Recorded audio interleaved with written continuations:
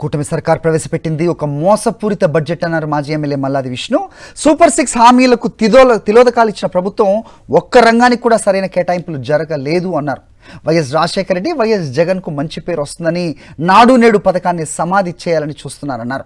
ఇప్పటికే అప్పుల ఊబిలో కూరుకుపోయిన ప్రభుత్వం మరో 1,00,000 కోట్ల అప్పులు చేస్తామని ప్రకటించిందన్నారు. గత బడ్జెట్ కేటాయింపులకు ఎంత ఖర్చు చేశారో శ్వేతపత్రం విడుదల చేయాలని డిమాండ్ చేశారు మల్లాది విష్ణు.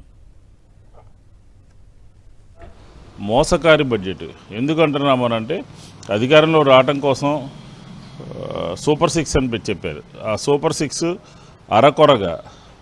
అరకొర అయినటువంటి నిధుల కేటాయింపు జరిగింది. వ్యవసాయ రంగానికి ఎక్కడా కూడా ఊతమిచ్చినట్టుగా కనబట్టలేదు. గత ఎన్నికల్లో ఇచ్చినటువంటి హామీలు మేనిఫెస్టోలో ఉన్నటువంటివి ఊదర కొట్టారు తప్ప కేటాయింపులు ఎక్కడ. నాడు నేడులో 500 కోట్ల రూపాయలు అన్నారు, కావాల్సింది 1,000 కోట్ల రూపాయలు. హాస్పిటల్స్లో ఆరోగ్యశ్రీ ఉంటే రాజశేఖర రెడ్డి గారికి, జగన్మోహన్ రెడ్డి గారికి పేరు వస్తుందని దాన్ని రద్దు చేసేసి ముఖ్యమంత్రి సహాయ నిధిని ప్రవేశపెట్టాడు.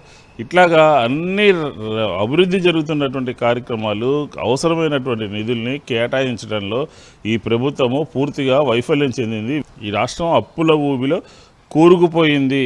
ఇంకా రాబోయే రోజుల్లో కూడా 1,00,000 కోట్లు అప్పు చేస్తామని చెప్పని అంటున్నారు.